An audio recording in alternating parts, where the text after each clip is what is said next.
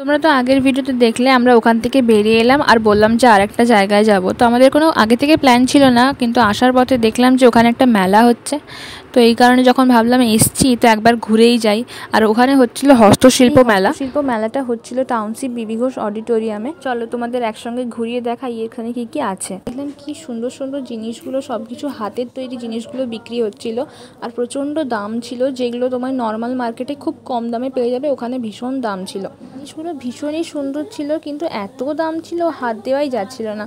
আর পুরো মেলার মধ্যে আমার এই জিনিসগুলো সব থেকে বেশি ভালো লেগেছে। ইনি এখানে বিক্রি করছিলেন এই যেগুলো হোমমেড, এখন কি বলে ওটাকে, ক্যান্ডেলস, চকলেট, এগুলো ভীষণ ট্রেন্ডিংয়ে চলছে আর ভীষণ দারুণ দারুণ স্মেলগুলো খুব সুন্দর ছিল। আর এই একটা জিনিস যেখানে প্রত্যেকটা মেয়ে আটকে যাবে, এখানে এত সুন্দর সুন্দর ব্লাউজগুলো ছিল আর ভীষণ সুন্দর সুন্দর দামগুলোও ছিল। সব রকমের ব্লাউজ ছিল এখানে। আর এখানে ছিল ওই হ্যান্ডমেড কিছু ক্রাফটের জিনিসপত্রগুলো উনি সেল করছিলেন।